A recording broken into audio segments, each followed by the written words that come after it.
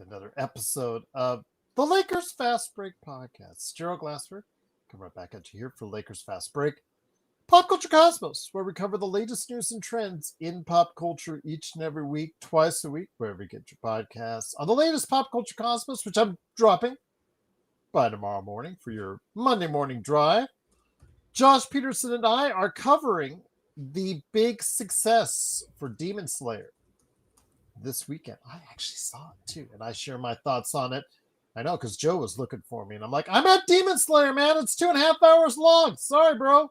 Well, with the commercials and the trailers before it, it's 3.5 hours, but that's beside the point. Yes, so I checked out Demon Slayer. It won big at the box office. Plus, we're talking about a lot of good things on the show, including the latest Nintendo Direct, Paramount possibly buying Warner Brothers, Borderlands 4, and we continue our list of the MCU right there for you on the Pop Culture Cosmos indeed. Inside Sports Fantasy Football. Hopefully we'll get back another episode this week. I touched on it live earlier last week, so hopefully your fantasy football teams paid off. I will probably win my Money League game again, despite Joe Burrow getting the owie, who will be out weeks. Yeah, that wasn't too good, but fortunately I have Patrick Mahomes as my backup, so there you go. So yeah, what's your thoughts on fantasy football? How are you doing? Please let us know, and we'll hopefully be back for another episode of Inside Sports Fantasy Football later this week as well. Do you want to go ahead and mention Joe Soro's here? Don't forget his channel, The Joe Soro Experiment. He'll be on after I am talking about the Dodgers, NFL football, and more. So go ahead and check out the Joe Soro Experiment. Please like and subscribe. Don't forget to like and subscribe to us. Like and subscribe to him. Follow us. All that good stuff on social media. Plus also as well our good friends, Empire Jeff TV, Daniel Berry Sports Highlights, yo, and a big shout out to the Lakerholics who were on earlier today. And these guys were shouting. Well, there was a glitch. I was running the Pop Culture Cosmos on a different program, and I noticed that the guys were having trouble, so I had to help them while simultaneously being live on the air. So if you're listening to the Cosmos, you hear me, a couple stutters or whatnot, that's what I'm doing, because I have two old men arguing in my head while I'm trying to do another show. They got livid, and when I joined the show after I was done with the Cosmos, they got even more livid at each other. In fact, if you want to see Laker Tom give Jamie Sweet the finger, we're telling him he was number one live on the air, go ahead and check out the latest Lakerholics right there for you, and stop by their site at Lakerholics.com. And I got a big announcement to talk to you guys about. I'm doing it again. NBA team previews are going to be available to you. I'm going to be rolling them out each and every day here for the next, let's say 2-3 weeks or so. And it starts off with Legend and the Atlanta Hawks, and that'll be dropping first for our members. My conversation with media members all around the country, in fact, in different countries as well. I've actually taped quite a few of them, and I have them ready to go, and I'm going to be releasing some each day. So go ahead and make sure you get it as far as become a member first, because you'll be seeing it first before you get to see it as a regular member, audience member. So better become a member for just $2.99 a month. I'm doing stuff for my members because the members getting first right here at the Lakers Fast Break podcast. So yes, Atlanta Hawks team preview. That starts tomorrow. Then Boston, Brooklyn, and going on from there. All right. So we get into it as we get closer and closer to training camp. The Eurobasket League just ended with Germany winning earlier today. Dennis Schroeder being the hero, scoring the last, I think, 7 or 8 points to get them the victory over Finland. No, it's over Finland. It was over. Greece won over Finland, but Germany did win today. I do know that. So, yes, great victory for Germany in the Eurobasket League today. Now everybody's starting to focus and turn their attention to training camp. But with the Lakers, it's kind of different because everybody knows we have a lot of players that are up for contracts this season. So they'll be playing for a new contract. And 2 of those are 3, actually, if you consider DeAndre Ayton in the starting lineup as well.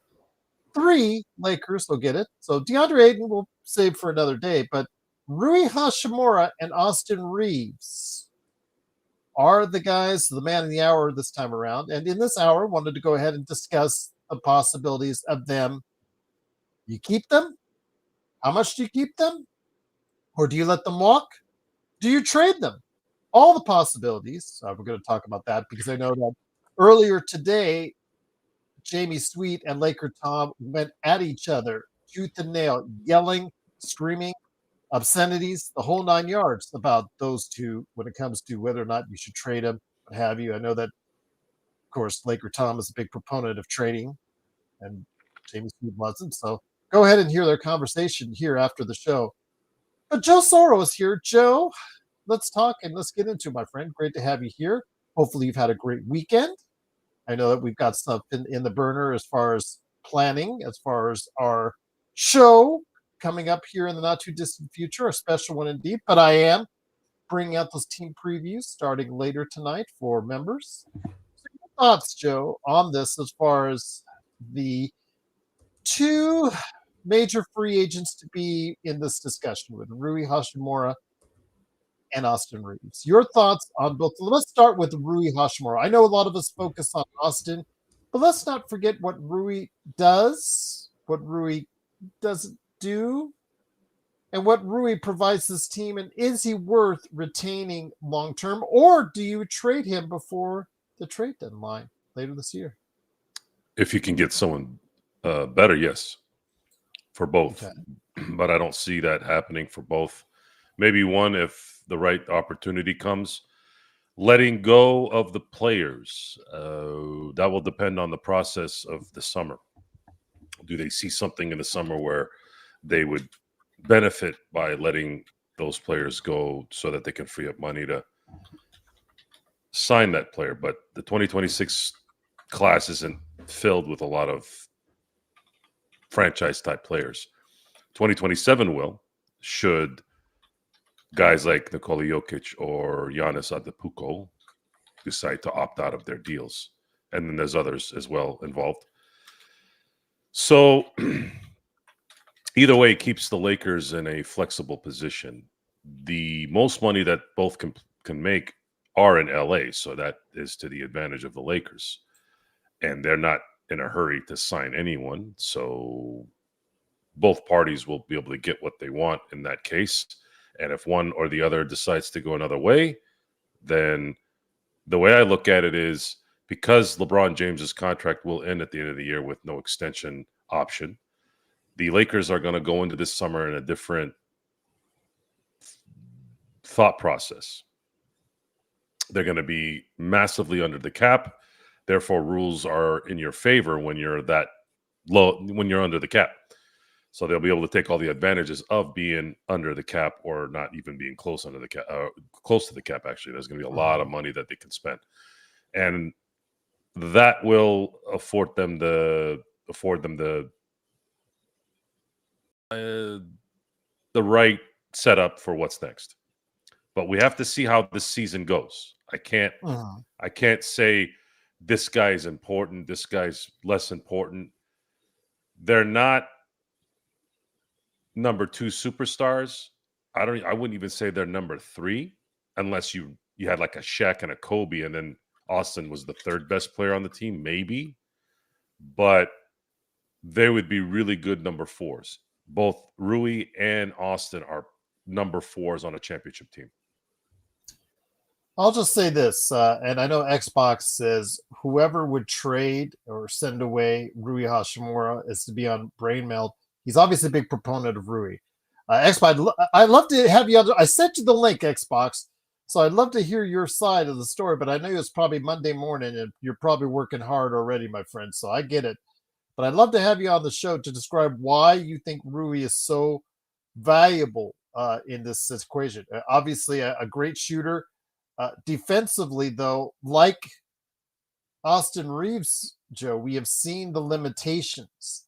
He is not quick enough to guard 3s, and he isn't always strong enough to guard 4s or 5s. I mean, he did that one spirited time where he was really guarding Jokic well for about a game and a half, and then Jokic and the Denver Nuggets figured them out. But it's really hard defensively to find a good spot for Rui because he's not a 3. He's more like a 4, but is he strong enough to be a 4? But he shoots more like a 3, but he's not athletic enough to be a 3. It's kind of like between a rock and a hard. It's a tweener situation, Joe. Is it not? Yes. Yay! A subscriber! They're overvalued. Yes. It's not an insult. They are overvalued, and Laker fans overvalue their players. I am a Laker fan. I know my fan base. The Laker fan base overvalues players to the ridiculous levels because of the love for the Lakers. And the noise that you hear, the news that you hear outside, because people are so easily manipulated, is that we are supposed to believe that Austin Reaves, because maybe his agent is sending out feelers with the media. Gee, I've never heard that before. About how he's worth a certain amount of money. If you all don't remember, we heard this already about Austin Reaves when he signed his current contract. Oh, they better give him the money. Greg Popovich wants him. No one wanted Austin Reaves. And he got paid $14 million instead of 25. I'm not saying that's going to happen again, but if you pay Austin Reaves, and I'm going to repeat this over and over again, if you pay Austin Reaves the second highest salary on this team in the summer, and you finish the summer with that, unless you got some secret deal that you're going to go get somebody like Giannis, Jokic, whoever of that ilk during the 26-27 season, then you are putting yourself in a position where you are not going to win a championship. So where I'm getting at that is, in my view, Austin Reaves is a $20 million a year player for 4 years. If you really want to give him a 5th year because you have his bird rights, okay. He's pretty durable. He's good with chemistry. People love him on the team. Management loves him. He does work hard. He has squeezed every ounce of talent out of his mind, body, and soul. Got to give him a little bit of kudos there. But you cannot pay him more than $20 million a year, in my view. If it's a shorter contract, $25 million for 3 years, then that's a different story. But for 4 or 5 years, you cannot pay him more than 20. I'm sorry, he is not worth that money. Rui, pretty similar. Pretty similar. But if you're going to pay both those guys $20 million, $25 million a year, now what are you left with at that point? So what I believe is going to happen is, I believe the Lakers are going to keep one. And I think they're leaning towards Austin Reaves. And depending on the situation, they may trade Rui before the deadline for something of substance, depending on where they are in the standings. And if not, then they'll try to negotiate a contract that would work for them with Rui. And if it's not something that they like, then they'll just let him go. So I'll ask you again. I know that I want to get to some of the comments because Best League says that Rui has no value. And I'm not sure that a 42% shooter in the league doesn't have value, Joe. That is a player that, again, probably best suited. I would agree with Best that probably best suited coming off the bench. But I think he has some value. Who said he didn't have value? Best League. Who the hell is that? He's a regular. He's regular. Best League? Yeah.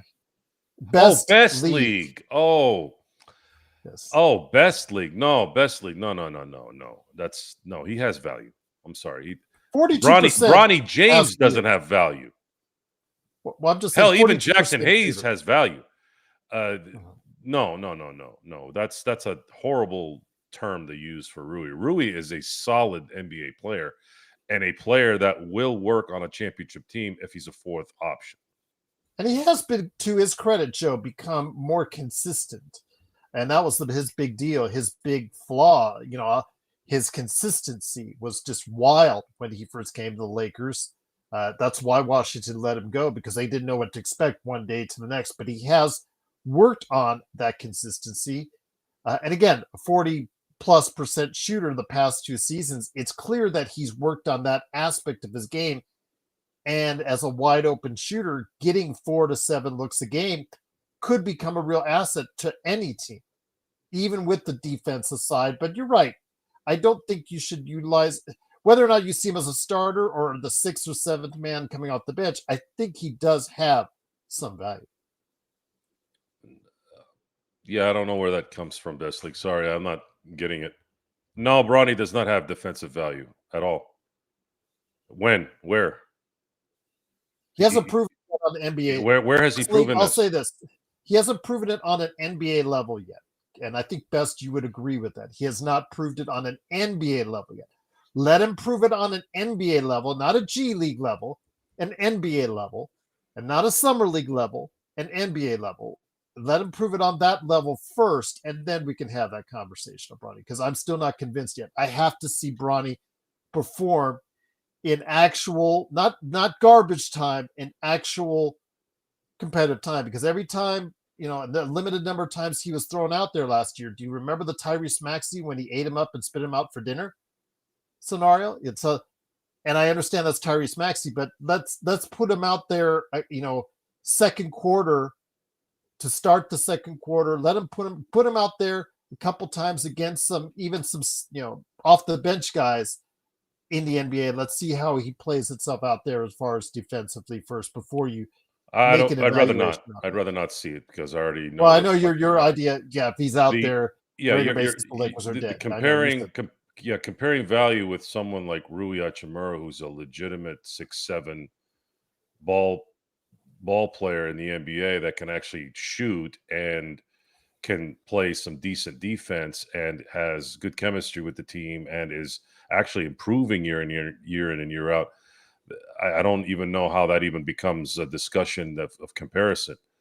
Both Austin Reaves and Rui Hachimura have proven that they have value, extremely good value, but not on a championship team as a 3 option, which is kind of what they've kind of gone back and forth. We know you meant trade value. Best League. We know when it comes to Bronny versus Rui, we know you're meaning actual trade value, because I think not a lot of teams are asking for Bronny right now as far as any interest in trades. Oh, maybe trade value. Yeah. He's right then at that point. Yeah. There's really no value for them. We've been saying this all summer. There's no value for them. You can't trade those guys for someone better unless there's a disgruntled player, and that's what has to go out. There is no value out there that's better so that you could trade those guys. And if you're going to trade Rui, there's no reason for the Lakers to trade Rui or Austin for less, right? This isn't a Cedric Ceballos situation. If Rui was a pain in the butt, Austin was a pain in the butt and ruining the locker room and the chemistry, yeah, okay, then they get rid of him for lesser, just to get him out of your, subtraction. It's an addition by subtraction, but that's not the case here. The setup is that the Lakers, if they have any chance of competing this year, they had to maintain the depth, preferably some continuity, which they have, and they have done both. But it's chance. You still have to risk. You're still risking with the players that you've retained for nothing, given up in DeAndre Ayton and Marcus Smart. You're hoping that these guys reinvigorate their ultimate talents. That's what you have. And then if you're going to improve the team during the year, you do use Rui and Austin as assets, but it likely has to be something forced. No one is going to go help the Lakers. If Rob at February 1 says, damn, we really need to get a power forward that can really do X, Y, and Z, we get, hey, Pritchard, hey, Presti, can you guys send us, can you broker something? Can you talk to somebody in Orlando? I don't know. So we can broker something here so we can get a better power forward for the stretch run. They're going to be like, what the hell are you talking about? For Rui Hachimura? No. Best League says at least 10 small market teams in the NBA right now would pay 2 first-round picks for Bronny because they would have made $100 million for their team, basically, essentially on the back end, Joe, through merchandise, etc. And where did you get those numbers, Best League? I'd like Where to are these see teams? those. Because No. Forget the teams. I want the stats. If somebody's calling for to give a first-round pick for Bronny James right now, do it.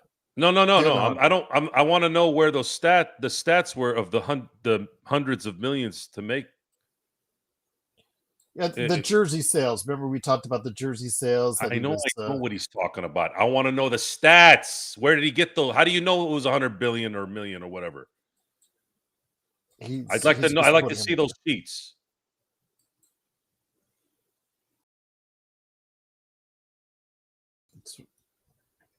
What's up, Legend? Again, you can't just throw stuff in the air because you want to. I seriously doubt Bronny jerseys made hundreds of millions of dollars. I just don't. His dad did. Are you mixing James jerseys with the James Jr. jerseys, or are you putting them together? If you're putting them together, you're probably right, but that doesn't count. Who's they? I always hear they. You ever notice everybody's they? Who's they?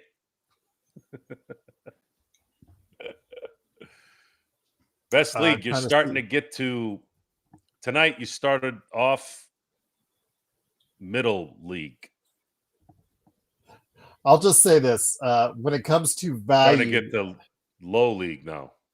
Come on, man. If you were to try to retain both, I know what you and I would pay for it. Josh Giddey is an example, and I wanted to go ahead and bring that up because Jeremy at the Aussie, one of our great Aussies that listens to the show, wanted us to speak about him more, even though he doesn't play for the Lakers, but he did sign a 4-year, $25 million per year, $100 million contract. A lot of that was contentious negotiation as far as him being restricted free agent. I see him, or you could see him with some similar deficiencies as Austin is. You could say he's more of a regular season player right now because he's not been able to do as well when he has time to Oklahoma City because his defense is just at not the level that you want, but he is very talented, a good passer. He has an improving shot. Your thoughts? He got 25, but we have a player that does a lot of similar things in Austin Reaves. Where do you see him going? Because I really think, Joe, he's going to be asking for quite a bit more than what Giddey is asking right now. I'm sure he will, but I'm not going to give it to him. Okay. So James set an NBA record for most rookie jersey sales, selling 500,000 jerseys at around 100 each. Hold on. That's seen that reported elsewhere. That's what I was looking up right now. By the way, Legend at 350 is in the chat. He and I, again, had a chat on the Atlanta Hawks, and I'll be rolling that out as far as coming out here in the next, probably by the end of the evening. It'll be coming first for members. So if you're a member at $2.99 a month, you'll be able to go ahead and check out all the NBA team previews that I'm doing, and you're going to be able to see them first ahead of everyone else. So if you want to go ahead and become a member, it's $2.99 a month, but it starts off with Legend and the Atlanta Hawks tomorrow right there for you. So according to Google, he has sold 500,000 units at $100 a jersey. This came out in August Uh-huh. 20th, about 3 weeks ago. So This is 30 something I brought up before on the show. So I know that Okay. it is something that has been reported elsewhere as well. So and obviously any other related merchandise with the Bronny James name on it. I don't know how well his name is gonna stay as a good seller, a good strong seller, because this is for a guy that has not played substantial minutes in the league, Joe. So you and I think maybe first year novelty, whatnot. After that, we'll see what happens as far as sales concerned. Or does the James name live on as far as through Bronny? No. At least dollar wise, cash register wise. Okay. Well, 100 millions is different than 50 million. I know 50 million is still a lot, but I don't. I'm a fan of winning. I don't care about what jersey sales the team makes. Mm-hmm. So to On Fire And Digital, I can't figure out. Did you see a lot of Bronny James jerseys out there? I don't remember seeing a lot of those. I saw quite a few at games at the Staples Center. I don't have a memory of it. I'm sorry. Maybe I blocked it out. Probably did block it. Probably did. But yeah, according to On Fire Digital, it is reported that about 50 million in jersey sales, give or take. I'm sure that's just a round number. But yeah. Or is it 5 million? So that's the thing. 5 or 50 million. It just No, it was 500,000 at $100 a pop, which is 50 million. Okay. And I don't know what the marketing costs and distribution and what do the Lakers make He was out of not that? in the top 15 though in the NBA. To give you an idea, he was not listed the top 15 in jersey sales. So I'm not. I don't. The fact that he has that many jerseys out there is enough of a surprise for me. What's up, Search? All right. 50 million. Let's say 50 million. I'm going to say they distribution, marketing. They probably made 20% out of that. So 10 million at the very least. Whatever you pay to him. Because these days, I don't know what these people charge. It's cut? probably more. It's probably closer to 30, maybe. But How much 30. how much does Nike, for instance, make off the jersey? How much does the NBA make off the jersey? How much do they have to give to Bronny? How much do they have to give to the Lakers?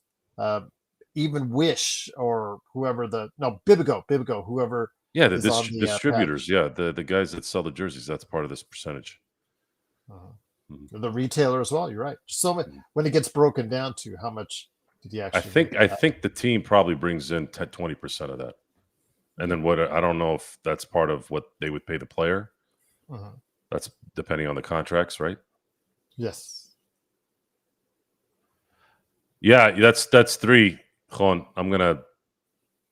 it's gonna hurt too. Damn, 73-9. That's funny. That's funny. But I'll just say this again. Yes, his jersey sales aside, we don't know the real value right now, if any. Doesn't seem to be any teams clamoring with first-round picks offering to the Lakers, because I would take it in a heartbeat if that's the case, because the fact that I will see residual returns on that initial investment when it comes to Bronny James being there on the team, especially when his dad leaves. It'll be interesting to see what the Lakers do when LeBron leaves this team, and if he's still there regardless. So it'll be interesting to see how that plays itself out. But again, Joe, I don't care. Right down to it, I don't care. I don't think about Bronny James. well, let's get it back to Austin Reaves then. Again, we talked about Josh Giddey, a player who has a lot of skills. He is playing on the Bulls, and the Bulls were playing a little bit of hardball with him, but they got a deal that they came to at $25 million a year. Would you be comfortable paying Austin Reaves in that range? Because I know he's going to be asking for more, but May, like you said the last time he went out in free agency, had to do 25 if it's a shorter deal, yeah, but not 5 years, no. Okay.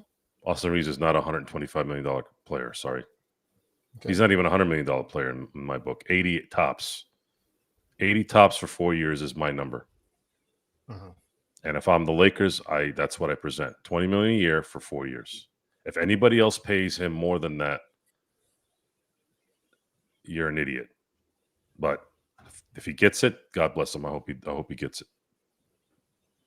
And people, I know it was said earlier today, in the midst of all the yelling and screaming back and forth between Laker Tom and Jamie Sweet. And if you guys want to be entertained by it, go ahead.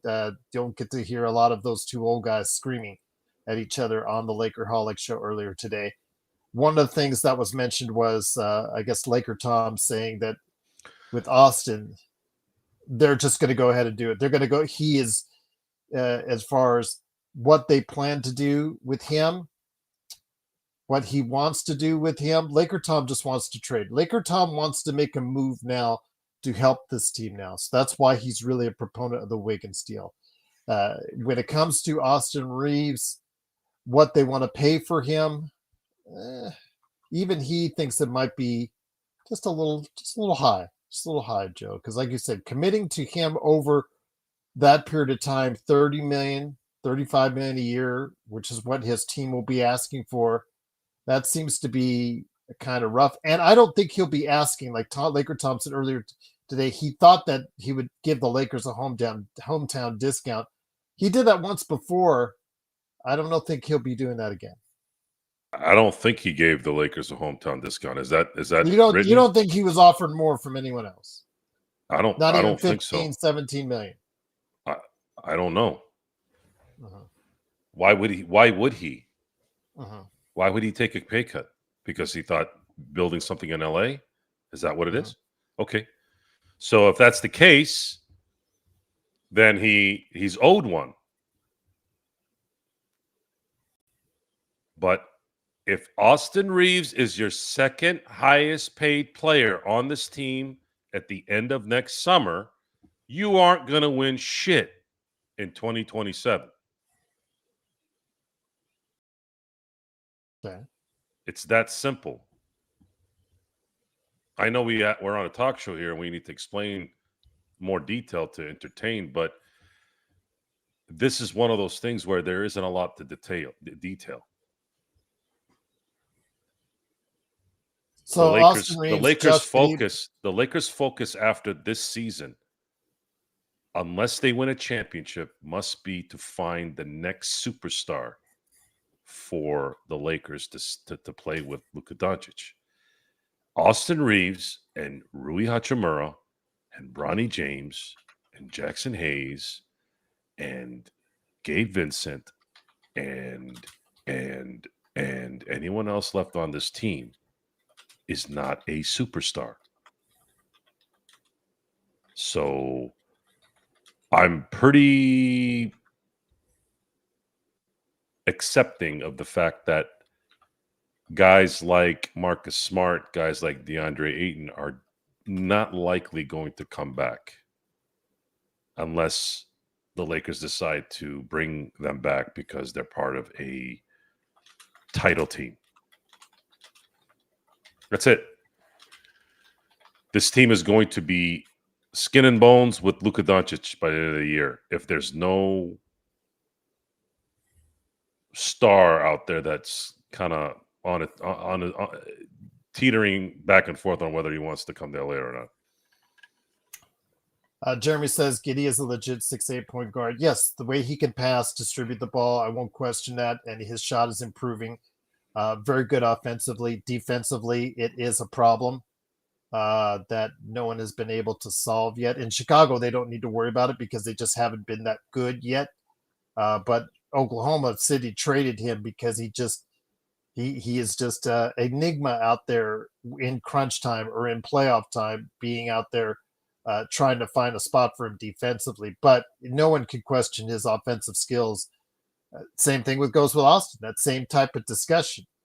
These players that have a lot of focus and a lot of success on one side of the ball, do you see a limit on as far as how much you will pay those type of guys? Because Austin and Giddey seem to have a similar type of ceiling at this point. I don't care about comparisons to Giddey. Giddey and Austin Reaves in a lot of ways are not the same player. Giddey can be a scoring machine at any time. And I think his ceiling is much higher than Reaves. But I don't see the point in comparison.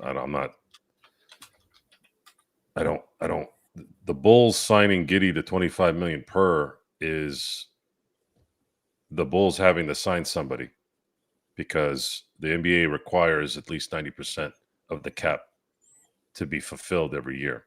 Well, they've already got that with some of this. They got to give that money to somebody. Yeah, they got to give that money to somebody. So those who were always complaining about, oh, well, Kobe got $30 million his last 2 years each, they had to give that money to somebody. NBA players are required to have there's a threshold that you have to meet. And at the time, no one wanted to come to LA. I mean, what were you going to do? Sign Rob Sacre to $50 million a year? No, you're not. He got that money for services rendered and all those jersey sales, and it's Kobe and it's cachet and all that stuff, right? People still came to watch Kobe. Right now, the Lakers, and it's going to be much clearer once the transfer is official. Once Mark Walter and the Guggenheims are officially the owners of the LA Lakers, hopefully in about 2 months, then you guys are going to start seeing a little bit of what you're probably going to need to see to understand what's next. I'm not thinking about Austin. I'm not thinking about Rui at the end of the year. I'm just not. I'm not even thinking about LeBron. All I'm thinking about is get through the season, see if you can win a championship. If you can't, now it's time to build the next title team. And if Rui and Austin want to be a part of it, cool. If not, that's cool too. Lakers will not lose anything by having open space in 2026 without Rui, without Austin, without LeBron. They're going to be in a better position that way because now they can choose to build the team that they want. If Austin and Rui want to or collect the money that they're worth, then that's a whole different story. And I just told you what my feeling is on their worth. If Austin comes in at 4 years, 20 per, I do that deal. If Rui comes in with 20 mil per for 3 seasons, I would make that deal. Anything more than that, I'm not making that deal. I'm just not. First off, Johnny says trade AR and Laravia, not Rui. He is affordable. Oh, Laravia is only $6 million, so that's pretty affordable too. You just signed Laravia. What do you mean trade him? Yeah, you can't trade him until December, January, I believe, on his. What was it? Best League said. I was looking for what Best League said, and I'll find it here in a second. 0% chance Lakers win the chip with Austin next to Luka. That's what he said earlier. Says they tank with Bronny as a starting point guard. He had another one. I'm trying to forget. Oh, Joe, it's the NBA, not Major League Baseball. It's different. What's different? I'm assuming the salary cap management and structure of it. That's what he's probably alluding to. My guess. Okay, in what terms?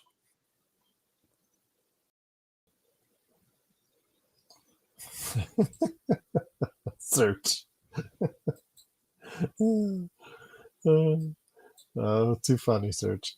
I remember he who should not be named, but unfortunately gets named a lot.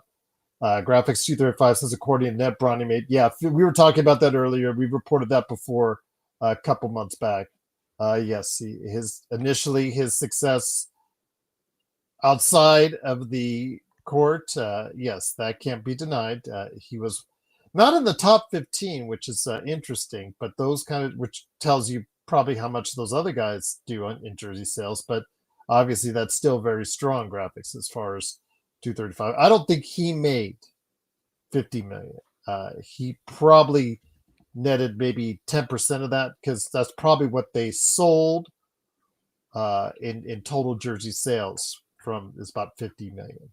Because for him to earn 50 million off the jersey sales, they probably would have had to sold close to 500 million jersey sales. Yeah, I don't see $500 million in Bronny jerseys go out. So yeah, but I do see him being quite successful financially. I would say, if you told me if he made more money in jersey sales than its actual pay as a Laker, his actual NBA contract, I would say you're right on that. But not to that extreme. But yeah, he did generate 50 million in sales as far as his jersey. I think I would say a 10% cut of that would be what you would think for that player.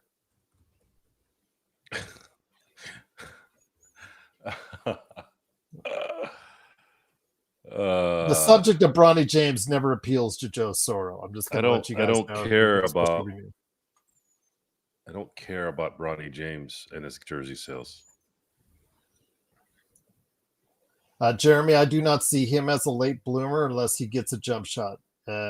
He cannot be a point guard. We saw with the 8 turnovers in a game in Summer League, he just is not. He cannot be a point guard and a distributor. Although he would be great if it were, the theory would be great to have him as a guy that could be a combo guard for the team. But he just can't be. If he's has 8 turnovers in Summer League game, God forbid what he would do in an NBA game. He has to find a jump shot, and that's clear. If he doesn't find a jump shot, he will not stick in the league. Davion Mitchell's a great example. Davion Mitchell, great defender when he was drafted, and always noted as a great defender, but could not stick, as Johnny will tell you, with Sacramento, because he just could not get consistent playing time because of certain limitations in his game, i.e. his jump shot. Went to Toronto, bounced around, finally found consistency in his offense when he got to Miami, and actually found he was actually a capable ball handler as well. So maybe Bronny will find that kind of similar arc, but at this point, I don't see it as of yet. Joe, you have that blank look on your face that says you really are tired of talking about Bronny James. I think the crowd likes to go ahead and keep on irritating you by bringing up constantly Bronny James. Here we go.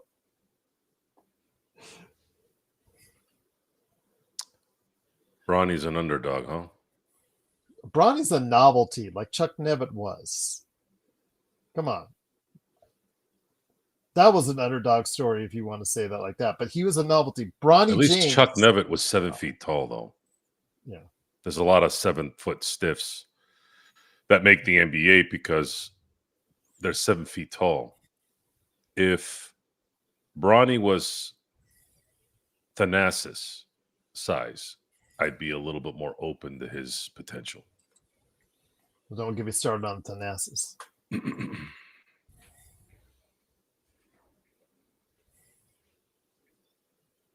But Bronny James, this whole setup, this whole nonsense, we've gone over it before on the show, it's a lack of focus on the task. The task is to win. And if you're not going to do that, then someone should say something. Especially considering that they could have attained that player without having to sabotage one of two opportunities for you to acquire a talented player. Mhm.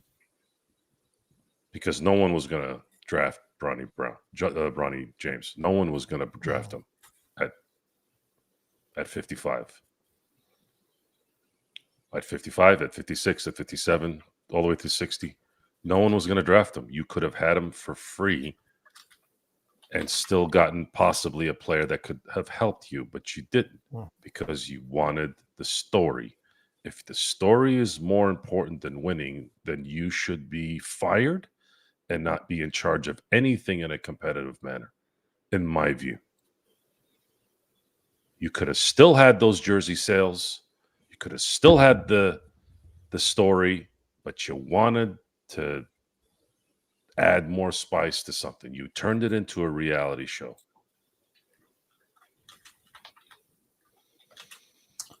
Legend, I just can't wait for the Bryce talk. Oh boy, can't. No. That's not going to happen because LeBron's going to be playing his last year in LA.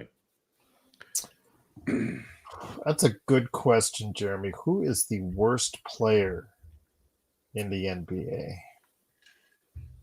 That's a good question.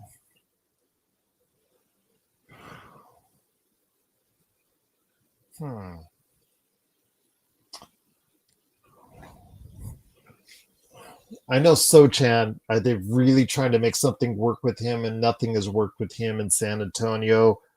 I know we have Vanderbilt here, who, again, I said on the air earlier today, I would love to have gone.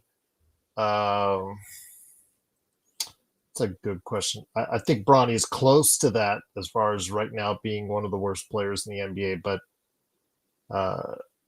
Dalton is sticking up the joint as well, so it's really hard to put both those guys right there, in that context, without saying one without the other right now. Dalton has to really start finding his groove back again as far as an offensive player.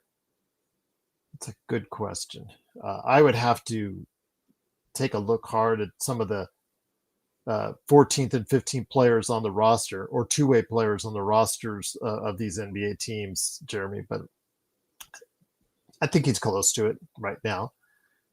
We'll see. Again, he had some ups and had some downs. Bronny did in summer league, so we'll have to see how it goes. Does he improve? He actually did improve his shooting, but it's still not anywhere near NBA average level as far as from the outside, and that's going to get him as a 6'2" player. He has to be able to shoot better from the outside for what he can do for a team. Otherwise, teams are just not going to guard him. They're going to let him shoot all day. They're going to back off from him and let him have it, and they're not going to be scared of him driving the basketball at all. Maxi Kleber, good one, Richard. Yeah, on the Lakers, Maxi Kleber, he looked pretty bad in his one appearance, although he was coming off of the foot surgery, I believe it was. So we'll see if he is that bad. He's been terrible in Dallas the past couple seasons, so hopefully we can get a resurgence from him. But Jeremy says Sochan has some talent. I think Bronny is the worst. I'm not going to argue with too much on that one, but yeah, maybe there's a second rounder that's on one of these teams that might be the worst, but Maxi Kleber, and it's not close. Where did this conversation go wrong, Joe? But let's get back to the players that we're talking about at the head of the show, Rui Hachimura and Austin Reaves. So what kind of value do you put on them, as far as what kind of priority do you put as far as retaining them? You said keep one would be satisfactory to you if it were at the right price. What is that satisfactory price to you on keeping or retaining one or the other? Or do you even think or contemplate keeping both? I did say the number. What was it, about 4 20? years? 4 years, 20 per for Austin, and 3 years, 20 per for. So 20 is the magic number. Mhm. 20 million. Okay. If I the have a salary feeling- cap goes up 10%, which it looks like it will, okay, maybe 22. But step one, the official transfer of ownership to the Guggenheims and Mark Walter. Well, I am waiting for that, and then I'd like to see how Luka plays. Yeah. That's next. And if Luka is playing out of this world like he has been in the Eurobasket League tournament, I'm going to feel pretty good that he's going to help them win a lot of games this year. And then the expiring contract guys go up a notch because they're playing in their last season and they want to make sure they maximize their profitability.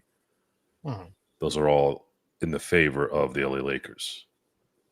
And if Rob can somehow turn the trash that's on the team still into at least one really good player that can add depth to it, that's a good thing too. That would be a good thing for a run where injuries have played a huge part in why teams have won the last few years, more so than even before. And I'd like to see if the Lakers can slither their way into it and somehow make a run. Bloodhound said AR turned down 4 for 88. He's not taking 20 million a year. I would agree with you, Bloodhound. I don't think he is. Again, if I was his team, I'd start out high, and I'd start 35 to 40, and then work my way down. But you're right. Based on the 25 million that Giddey to me is very important in this equation because again, player with similar attributes on both sides of the ball. I really think that you have to assess that, okay, he signed for 4 for 100. Is eventually what Austin going to get is similar to that, or is he going to get something more because it's like one season later as far as the adjustment, as far as what players of his ilk are worth next summer as opposed to this summer. I know what I would be asking for him. I know what I would be thinking what I would pay for him. The 4 for 100, I guess I could. I'd say 3 with a team option would be mine for 100 as far as the max I would do for him. But again, you have to give it with the context of, is he going to remain your starting shooting guard going forward?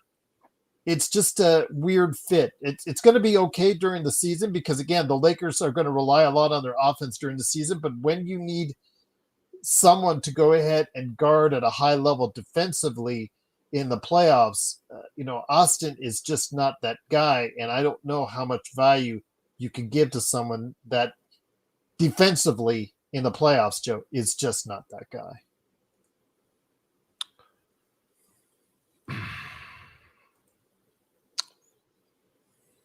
So rinse and repeat. It's the same story. Why would you pay? Because you would think Reaves and Rui to us are best as 6th and 7th man. Yeah. To us. Yeah. No, it's not to us. It's the game telling you that. Whether they will or not is dependent on the setup. Uh-huh. Rui and Austin would be perfect assets off the bench. They can start in the NBA, sure, but their best attribute is off the bench on a title team. Now, personally, I would like to see them, if you don't have plans for them, if you think they're just going to ask for too much, I do agree with Best in the fact that I would like to see them moved by the trade deadline because at the trade deadline, I do think they will have value to teams that are not. There's going to be about 15 teams in the league that are not going to have aspirations for the playoffs or to do well in the playoffs. So they're going to look to cut costs any which way they can so that they can rebuild in the summer. And having expiring contracts, and that's what combined, I think, with both of them about 30, 31 million. That's not too bad, to move those contracts, plus also the others that have been constantly mentioned, like Kleber, Vincent, what have you. I know that we talked about during the day today, because Laker Tom is so adamant about a Wiggins trade, and you were very high on a Wiggins trade. I wasn't until you added in Norman Powell. Then I'm cool with it because if you can work out a deal and the money does work, if you make a 5 for 3 trade deal with Miami, then I would be more interested in that. If you brought over Norman Powell, Triple J, Jaime Jaquez Jr., and then Wiggins with that, so I would be more inclined to take that with the assets that you would be letting out. But then again, like I said, I just think letting them walk is concerning to me after we've seen other Lakers walk for nothing, and you just don't have always the ability to go ahead and bring someone in that's going to make up for that lost value.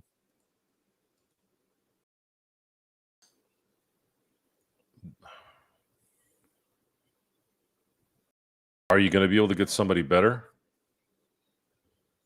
That's not always a guarantee. Well, it's a lot easier when you know who's going to be running things, and the fact that you have Luka Doncic now, that's going to be the head of your franchise. Mhm. It's not. You're not worried about an aging AD now. There will be players that want to come to LA. So I'm not gonna, with the current NBA rules, I'm not gonna strap the Lakers' ability and their flexibility so that we can pay two guys that should be coming off the bench on a title team. That's it. Okay. I'm sorry, I don't look at these guys like most of the people out there. And if the market says that these guys are worth 50, 25, 30, 35 million dollars, then let the market say they are. I'm not buying it. I'm sorry, guys. I've watched these guys play for 2.5 years and what, 4 years now. Uh-huh. I'm not stupid. I know what I'm looking at. If they're to change that narrative, they're going to have to do it now. Do it this year. But then, even then, is it just a contract year player? That happens a lot in the NBA. Happens a lot in baseball, especially. Football, not so much, because careers are so short. They try to maximize every piece of their being as long as they can, because the average NFL player plays, 3 years, if that? Uh-huh. So I'm not going to be strong-armed by guys that are not stars. When the Lakers need a star, and they will get another star because they are the Lakers and they have Luka Doncic. So I am not worried at all about whether they lose him or not, or whether they trade So them. you don't mind letting them walk? You don't have to worry about them walking this coming year because you're going to be under the salary cap. This is not the same situation with D'Angelo Russell the last few years before, 2-3 years ago, when the Lakers had no choice but to sign it because you can't recoup that money. You still needed that money so that you can use it in trades and not lose out on that money. If they didn't sign him, they can't go. If they don't sign him for the amount that they signed him for, they can't sign someone else for that money. That's not how the system works. In this setup, if everybody leaves, they're under the cap. It doesn't matter. They can fill up the cap. They can go get somebody else of even value, or maybe even a little bit better. I don't know. We'll have to see how that develops in this next summer. Okay. We'll have to see how it develops on how much you commit, or whether you do commit to Luka. Excuse me, whether you do commit to Austin or Rui. We'll have to wait and see. Again, I would like to see them at least move before the trade deadline so that they give you some value back. We'll see how that partakes itself, because I don't think a package of Kleber, Vincent, if you throw in Jared Vanderbilt, and number one, I just don't think that's going to get you a whole lot. But again, we will wait and see how that works out. Are you talking about what Finland forward player was so good? Are you talking about Slim Jesus or Lauri Markkinen? Yeah, just let me know best who you're talking about, because Slim Jesus, the 17-year-old kid, he looks like he's going to be a pretty good one. I was watching him some of the highlights as well, and of course Lowry was playing better. But Lowry again, he is probably going to be on the trade block by the trade deadline by Utah. Because we were looking at it earlier today, 47 million roughly for him on a per season basis. I think he's got 2 or 3 more seasons to go. I'm not sure I'd commit to that, Joe, with Lowry Market. I just don't see him as I see him as a number 3 player on a good team. Are you talking about a trade? Yeah, because I know that was mentioned also earlier today for the Lakerholics. Did these guys read anything? Do they know how much that guy's making? Does anybody pay attention to what these guys are making? And do you all understand what the new CBA is? I'm asking. Uh-huh. So, are you really gonna go pay Lauri Markkanen $46 million to $53 million in the next 4 years? Who are you gonna trade for him? Are you gonna trade Rui and who? Is Utah gonna take Rui, Austin, Kleber, and Vincent? Because that's what it's gonna take to get him based off his salary. I don't know if anybody really reads stuff anymore. I mean, I think you guys all have you just think it's 1991 where the restrictions aren't there. The Lakers have to build their championship team with their second star in mind, then build around that. If you have somebody like Austin or Rui in the fold, fine. If DeAndre Ayton wants to play with the Lakers at the end of the year, fine. If Marcus Smart still has gas in the tank, wants to come back to play in LA, fine. But you cannot break the bank with these guys. They're not going to take you anywhere. You guys have been watching for a while. They are not capable of doing it. The same way LeBron James hasn't been able to. The same reason why I keep saying this should be his last season. People need to get out of the fantasy land NBA 2K world. This is 2025. This is going to be the 2026 season. You want to win a championship, you need to get younger and you need to get better players, both at the same time. Then role players play according to those players. And hopefully the coach knows how to put that together, which it already is suspect at this moment.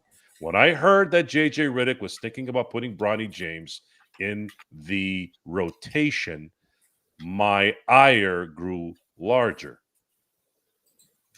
Because if you're at that position where you're going to be playing a player who does not belong in the NBA in a rotation that's already deficient, you are either being strong-armed by a friendship or you're that bad.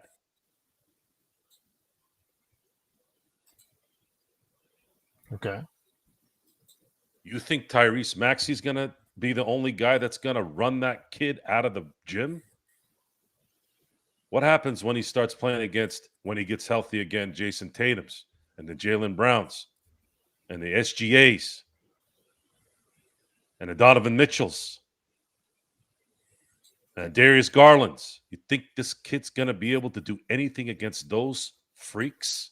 You have any idea how good those guys are?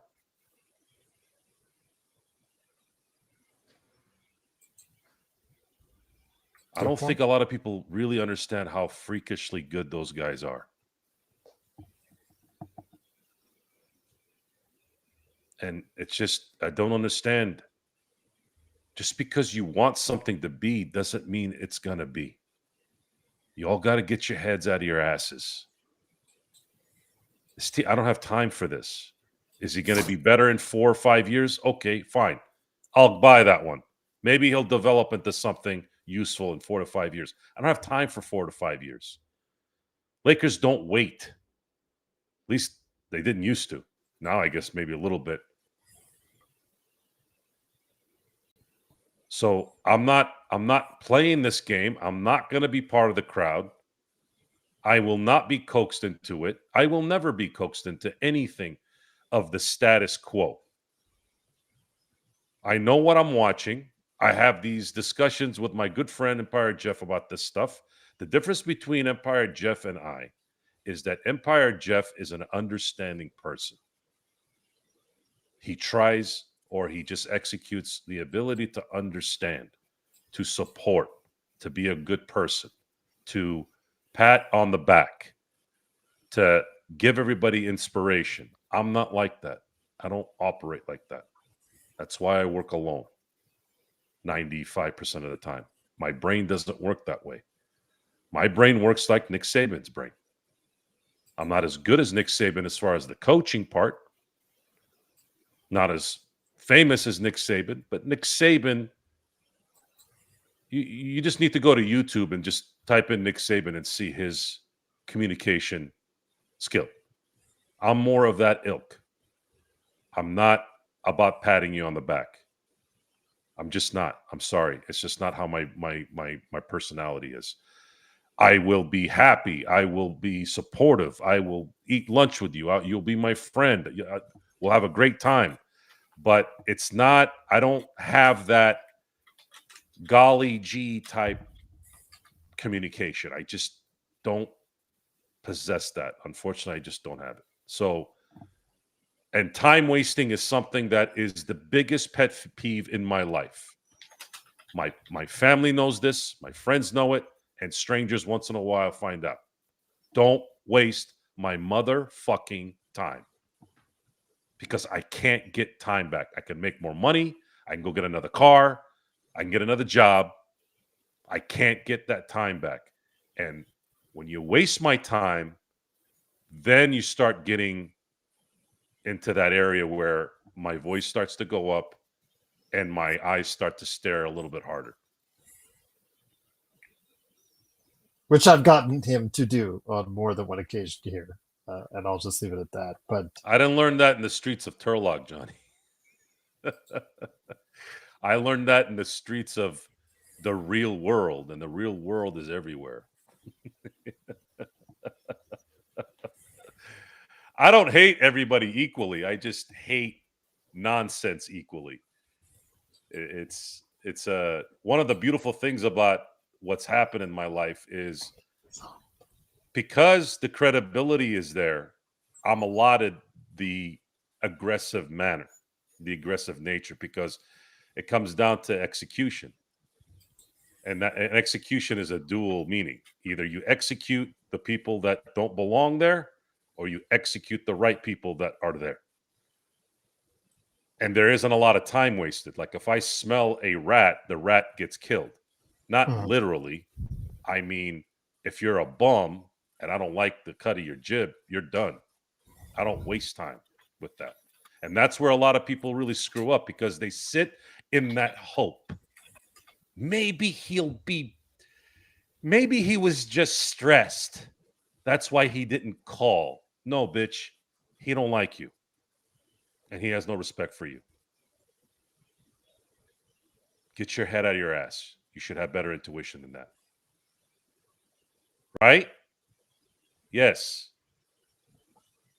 Now, dudes that I know, they don't really have those problems. Either they're not married or they're married to good people. So they make the best decisions for them more often than not. Because I'm not going to likely hang out with a pansy. I just don't do that. It's not in my wheelhouse. So there is a correlation to sports in the real world, like I've said 100 times. And if I had to give anybody advice on this season for all of you, focus on what's coming, and that is new leadership. Focus on the one guy that you know is going to be the difference maker and the man that's going to ship or captain the ship of this team for the next half decade to possibly a decade. Those are the things that I'm looking at, and I implore you to look at those things and let those things handle the next steps.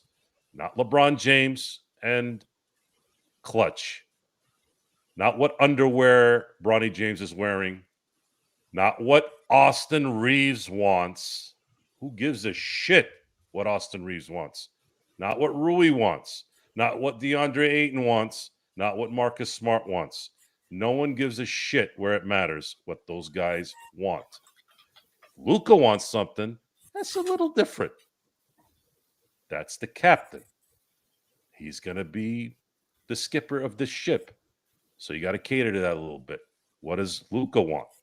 I know if I'm the owner, I know if I'm the GM, I'll be like, all right, CEO, right, Gerald? That's what the main number one player of a sports team is. He's the CEO.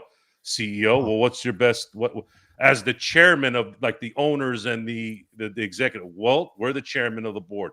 CEO, what are you gonna do? What do you want? What can we provide? What can the stockholders put up with enough so that you can get what you need to make this viable?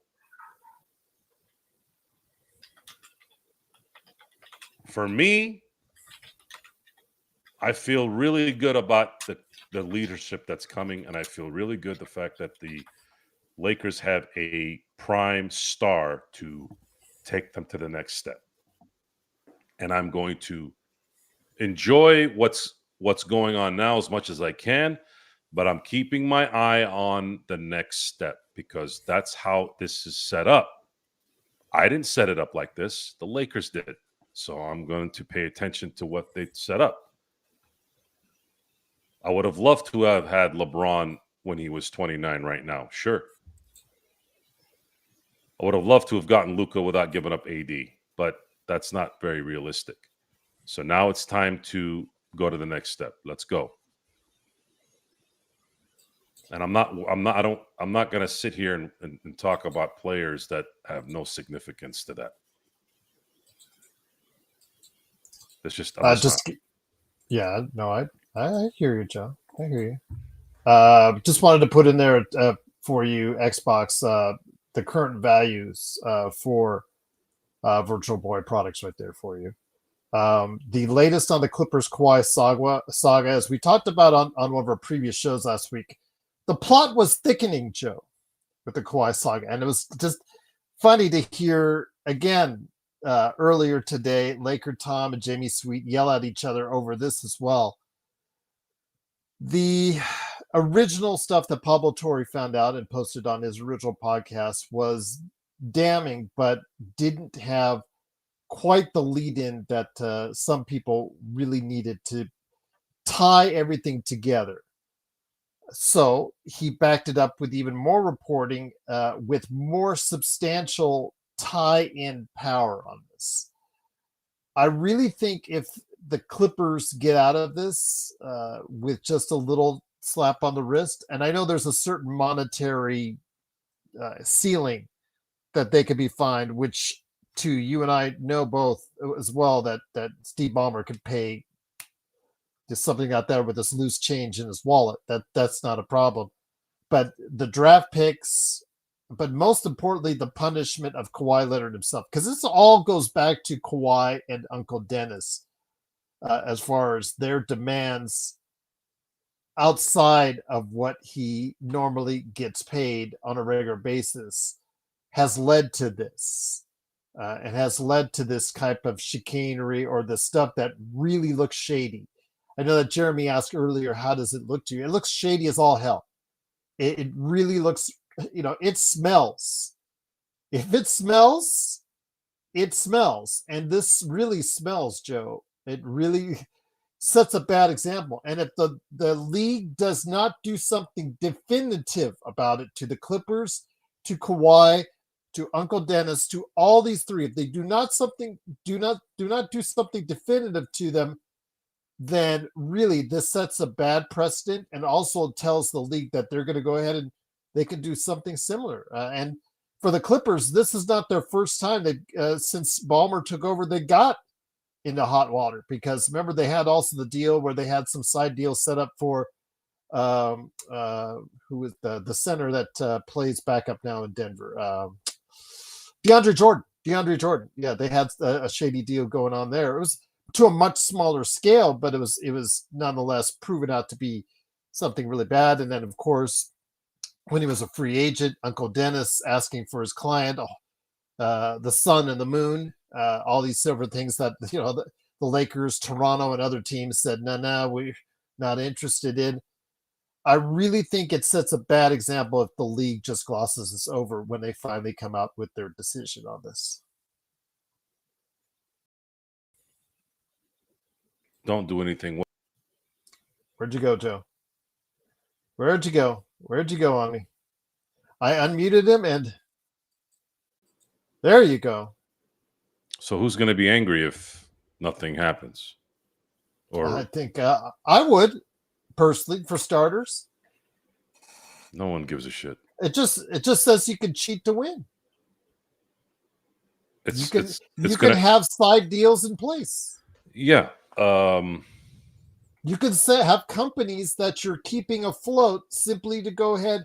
Well, it's not simply to ahead, but to go ahead and funnel money to, because that last report we talked about with the minority owner of the Clippers getting involved, sending roughly $2 million, and most of it going 9 days later to Kawhi, to a company that his daughter worked for while it was going under, to a company that was failing. It says it all. I don't know how Adam Silver is going to react to scenarios that might be circumstantial, right? If he's a lawyer, he's going to look at it that way. Is there going to be definitive evidence that they said, hey, we need to do this so that we can bag Kawhi?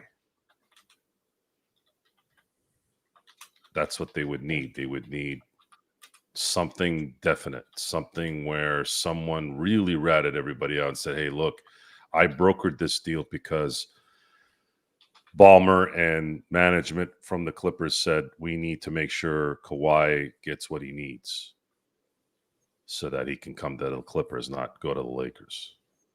Okay. That's kind of what I'm waiting on. What is the final straw here? Who is what? If it's just, oh, well, Kawhi didn't know, and then there's no line to Kawhi knowing. Okay. Is it Uncle Dennis? Is Uncle Dennis on tape saying, you do this and I'll make sure Kawhi comes to the Clippers? But there's a paper trail, Joe, that's...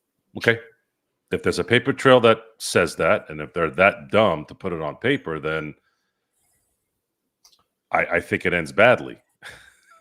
So you don't see any shadiness at all in the $2 million that the minority owner of the Clippers, the guy who only owns 1%, sends to this business that in the contract that he signed when he was doing this, knows that it's a failing company and that it's in a lot of financial trouble, but sending this $2 million only to be turned around, and most of that being sent to Kawhi 9 days later, because Kawhi representatives had already mentioned to Aspiration that their payments were behind.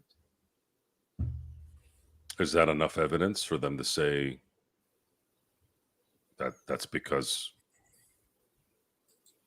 was it attached to Steve Ballmer?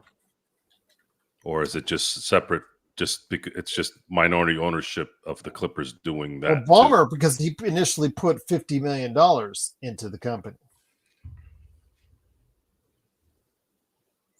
And remember, the original deal with Aspiration and the no-show deal was $48 million. Or no, it was $28 million. But also was found out by another reporting entity that $20 million in stock options were also granted as well. It just smells, Joe. It smells pretty bad.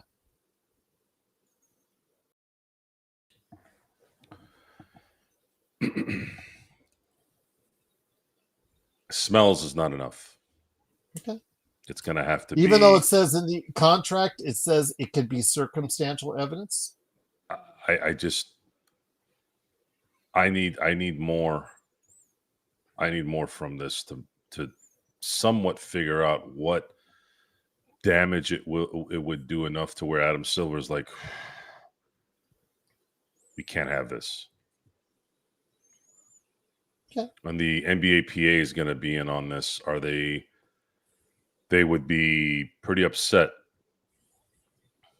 with a suspension for a year for Kawhi, wouldn't they? Because he wouldn't be getting that money. Or a void of his contract.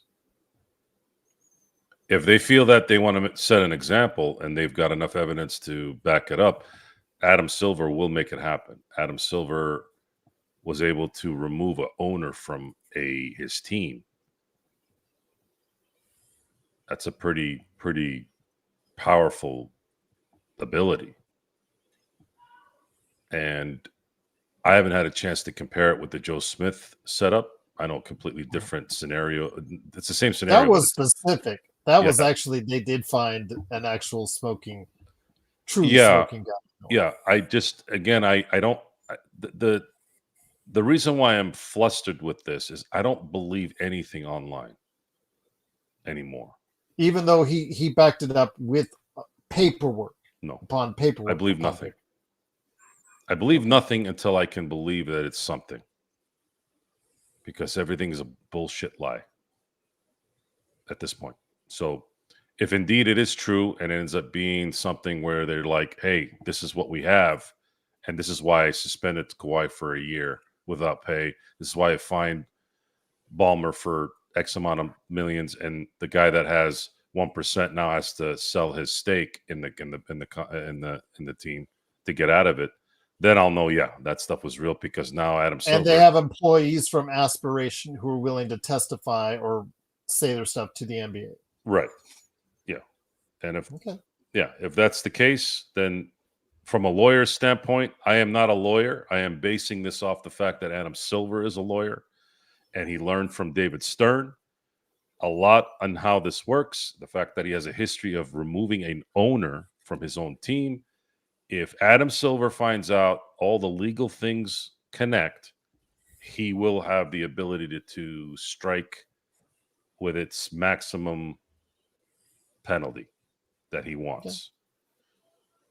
Because he can do that based on what he's presented now, according to the NBA Constitution.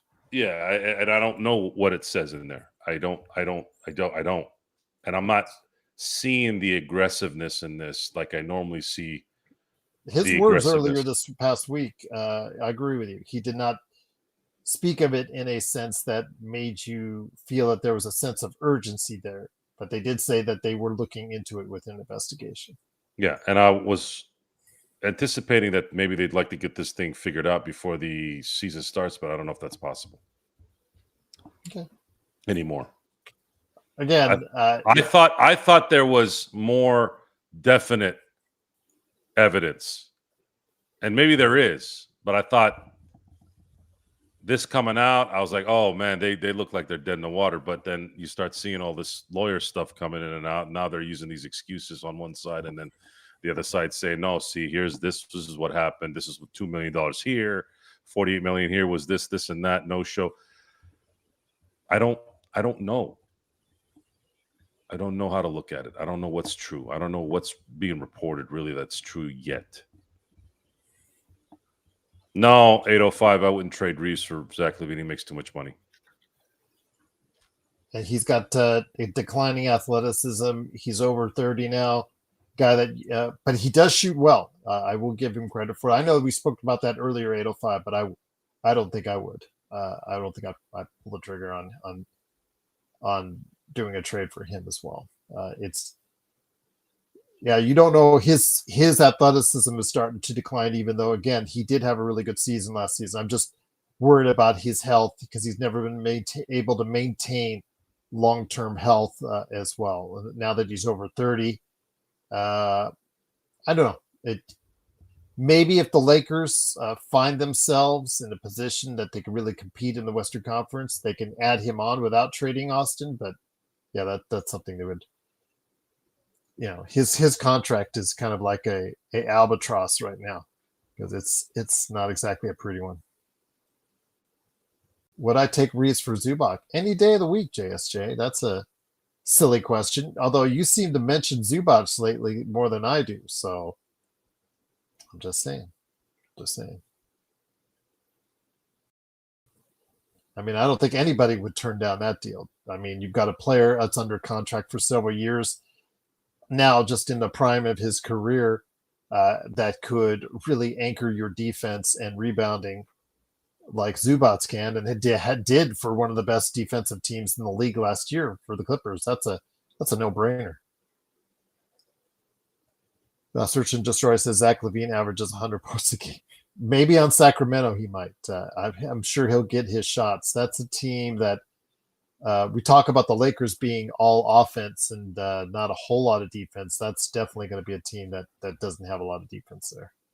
Yeah, and to go back to the Ballmer thing and the Lake Clipper thing, I had one of my guys on Lakers Ball kind of pinpoint some of the details of the process so far.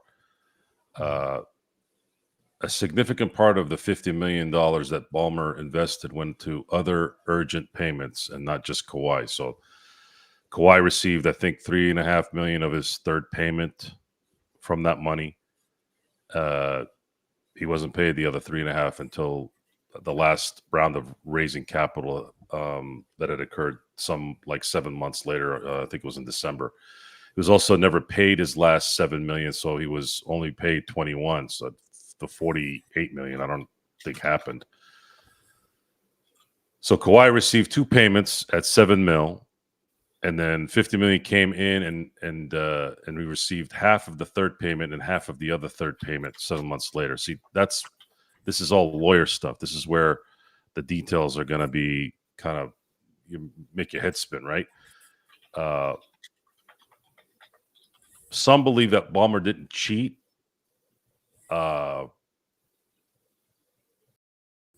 But also wasn't cut and dry. I think he made it look like 50 million came in, 48 million with the Kawhi, when in reality it went more like Kawhi got paid half his endorsement money. Ballmer invested in a company which needed cash flow and wants to invest 330 million into the Clippers stadium rights. Kawhi gets his third payment over a 7-month period, and then Ballmer invests another 10 million. Company goes bankrupt. Kawhi never gets his fourth payment or stock options, and then the company defrauded over 250 million in clients' money. So the most likely outcome is going to be an investigation that shows Ballmer got frauded and Kawhi had a weird endorsement deal that doesn't make any sense, but the Players Association will protect him from the brunt of it, and the league will be looking into it even more. So it's too many holes in this thing, and I think it would take a long time to get it figured out. Probably through Kawhi's last year's contract. I think if it's going to be this detailed and they don't have like legit information. I'm talking legit information as in I know they have the paper trail, but I don't know if they can get out of that based off of the verbiage that I just read and discussed. Current Affairs said Westbrook, Sabonis, Levine, DeRozan, if they all stay on the Kings, are going to be defensive monsters. Kurt, you're at it again. Yeah, if he goes to EuroLeague, he'll probably piss everyone off there and get into too many fights. He'll probably flip off the crowd, and then he'll get kicked out of EuroLeague. Give it a season. I say Chinese basketball league for Westbrook. I think he would thrive there. That's where I'm saying he'll end up. But you guys have been great in the chat. Joe, I know you got a show coming up here in a few minutes at 11 p.m. on the Joe Sorrell Experiment. What you got cooking up, my friend? Oh, we'll talk a little Dodgers. Dodgers ended their little soiree with the Giants. Giants were trying to make a late push. They're still in it to get the third wild card, but the Dodgers laid the wood on them the last 2 days, and it was nice to see. Steelers, seeing Aaron Rodgers having to deal with the monstrosity of that offensive line, the defensive line being trash, and then watching him when he did get time, not see anybody get open was very, very frustrating. And then, of course, watching the inadequacies in the ill-prepared Steelers team, like always with a Mike Tomlin coach team, continue. I told you they can't keep him upright. I told you last week. Well, it's they even when they do keep him upright, no one's getting open. And this is the part that pisses me off about people and their delusion. And no one comes with a return answer. Okay. I kept telling Steeler fans around me, DK Metcalf is not a number one receiver. Oh, you're nuts. I'm like, he's a number two. He's a number two receiver that's being paid as a one. So shut up. I keep having to explain these stupid things to people who don't watch shit or don't pay attention. It's about the results. It's not about me being right. And it doesn't matter if you give the Steelers Joe Burrow, you give them Patrick Mahomes, or you give them Josh Allen. As long as Mike Tomlin is the coach in Pittsburgh, you are never going to win shit. You want to count Super Bowl 43? Fine. Do you know when Super Bowl 43 was, Gerald? Quite a spell ago. It was February 1, 2009. This is before I think Bitcoin had existed. Okay? Then they went to the Super Bowl a couple of years later. And he kind of got out coached there, but I'm not going to say it was all his fault.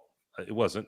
Losing Marquise Pouncey in the AFC Championship game that year killed the Steelers in the Super Bowl because all the pressure came up from the inside, and there were a couple plays where Big Ben couldn't get a pass out. One of them ended up being intercepted in return for a touchdown. Anyways, point is,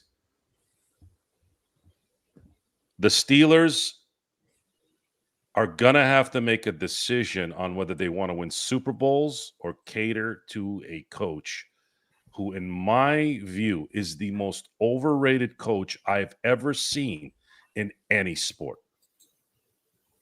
And I've watched every single mother effing one of Mike Tomlin's coached games. I've never missed a Mike Tomlin coached game as a Pittsburgh Steeler head coach.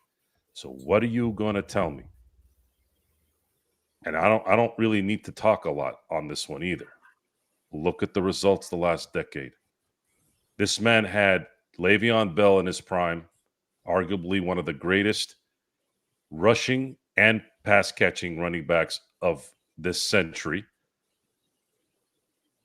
You had Antonio Brown, who was I don't know if it's just my view. He was the best receiver in the NFL for 5 years at the least. The only guy I ever saw, and he might even be slightly better because he was faster. I've never seen anyone other than Jerry Rice be able to get out. Sorry, I'm drawing a blank here.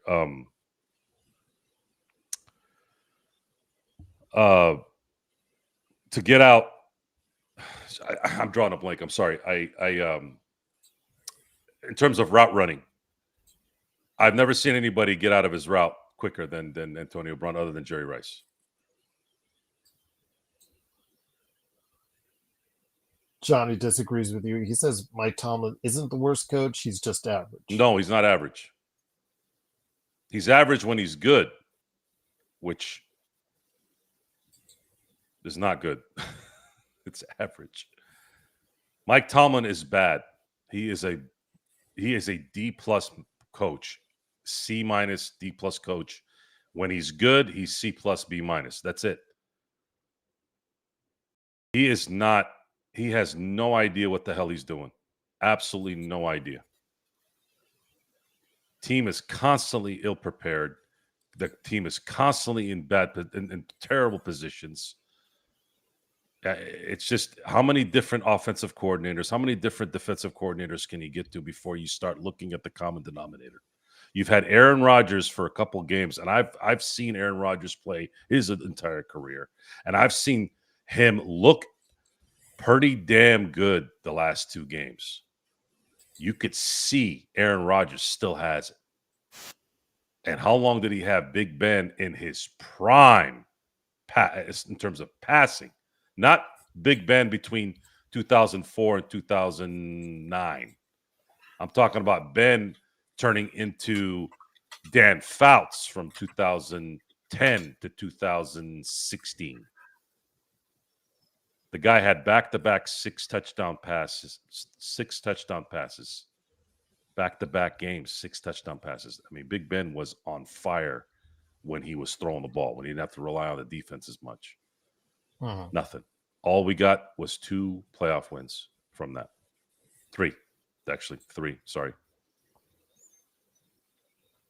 So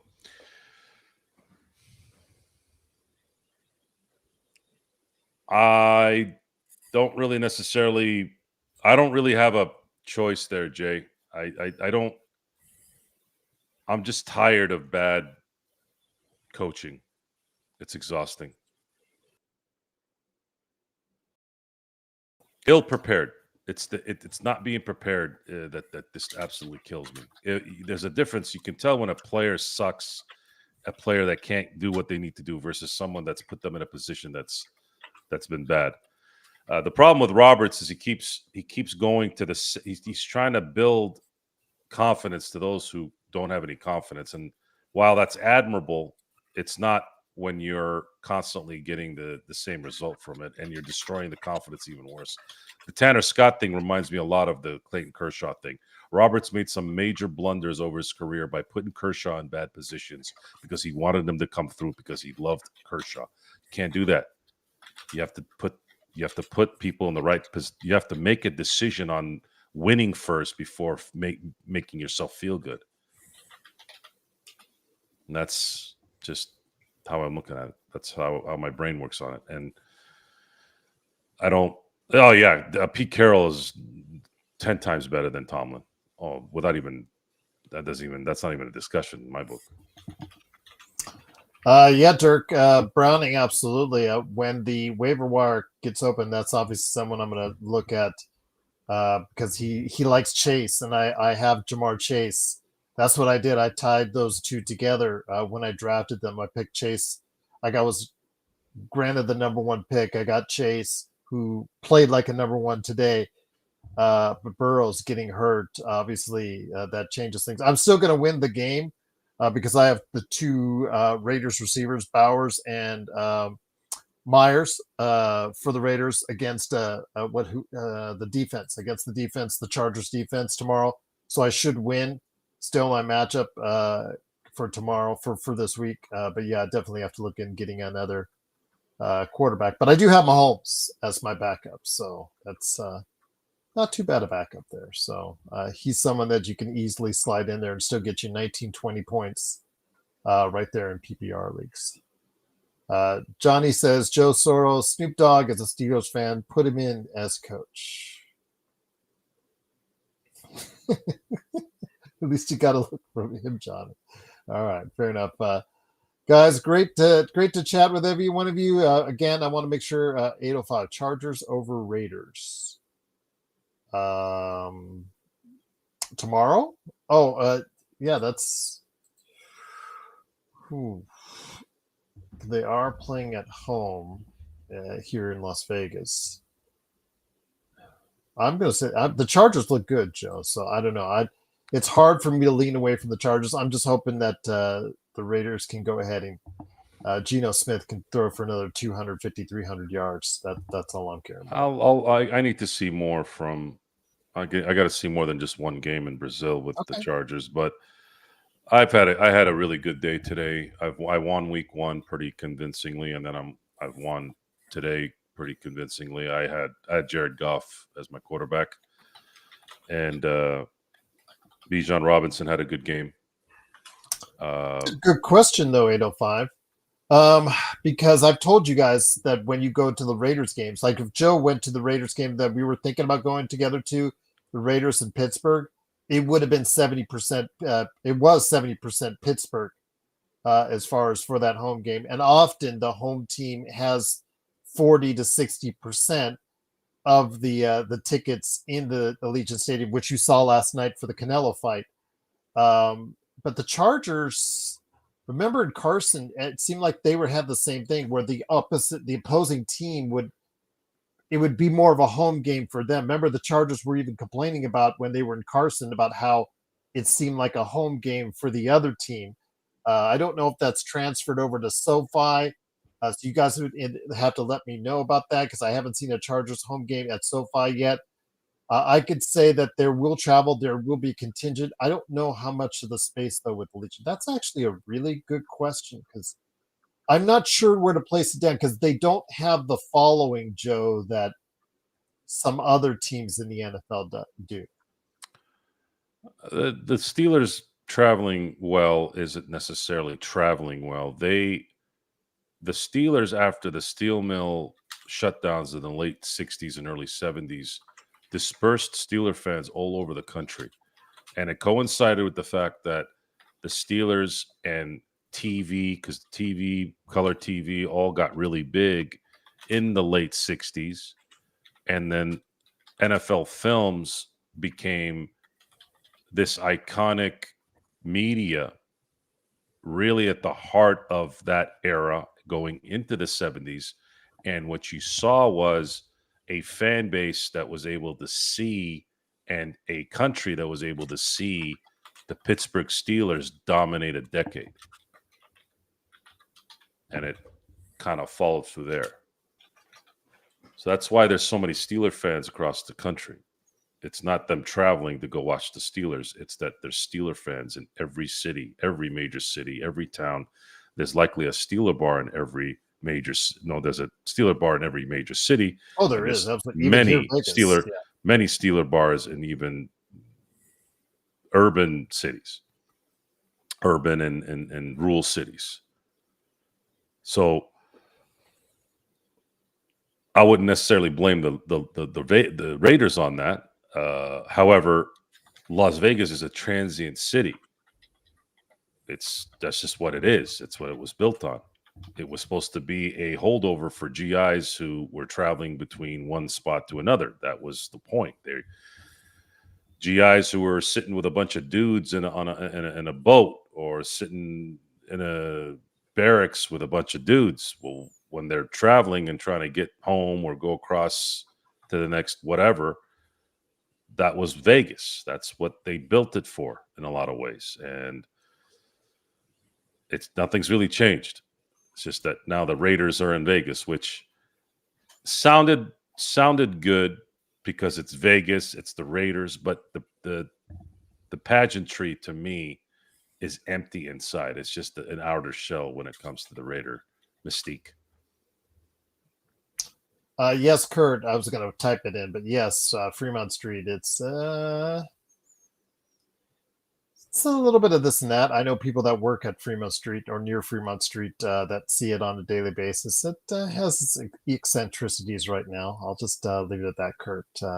But yeah, there's still some good parts of it. In fact, I'm actually going there next week. I got to meet someone at the Golden Nugget next week. So we'll see. No, we're not wearing Bronny gear. If you paid us a lot, if you paid us what you pay Bronny, the Lakers for Bronny, we'll think about it. But that's the best I can do. Yes. Joe, I know you got to go do your show. I do want to mention, though, that I guess Johnny said, can you on the show, on the Joe Sorrell experiment, answer Johnny's question on how you became a Steelers fan? Because you went into it here before, but can you do that on your show tonight? Yes. Okay, so Johnny, hop over to the Joe Sorrell experiment here in 10 minutes. Wanted to go ahead and make mention that. We did not forget your question. Please like and subscribe.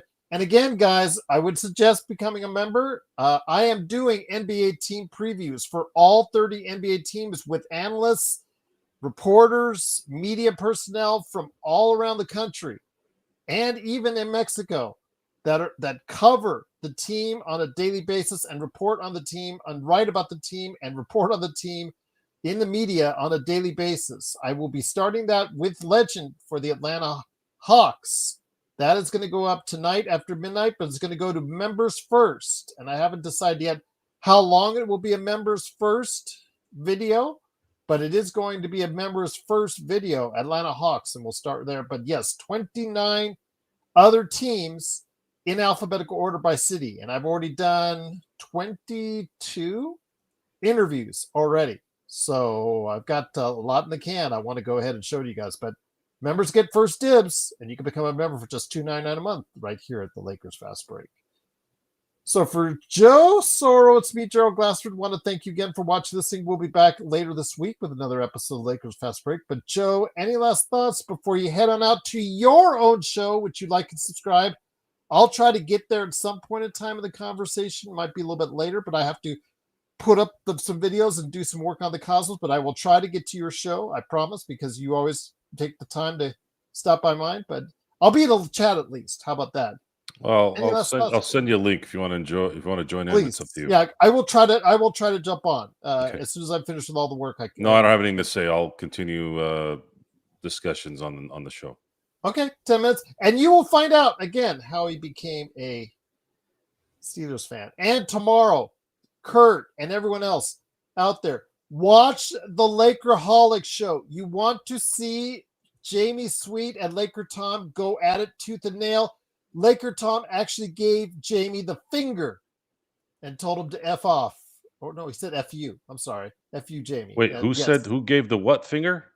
Laker Tom gave Jamie Sweet the number one sign. Why? Right in the middle. One of their many disagreements over the course of that show. I will just leave it at that. How old is Laker Tom? Tom's 80. So an 80-year-old man with he's got a pacemaker. He's got with a defibrillator. He's got one of those things where it's a defibber. If he has a heart issue, it gives him built in. So those two went at it. I thought he was going to have a heart attack. And I'm trying to do a Cosmos, guys. But while you're watching it and I'm off the air, I'm actually in the studio trying to help run it because they had a glitch to start off that show. So I had to come in there and start the show for them. So I have to stay on stage right there on the side. So I'm not actually on the show for the first hour. But I'm trying to do a Cosmos at the same time, simultaneously on another channel. So that it's hilarious. Yes. These guys were at each other tooth and nail. One of their biggest arguments yet. And Kurt, you have to see where I mentioned you in there as well. So go ahead and check it out. It is the Lakerholics. But first, check out Joe Soro coming up here in 8 minutes on the Joe Soro Experiment. But we will be back later this week.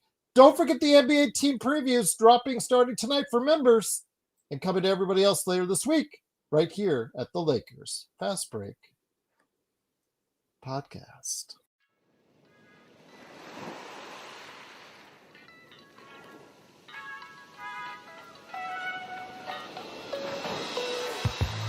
Dan, dan, dan, dan.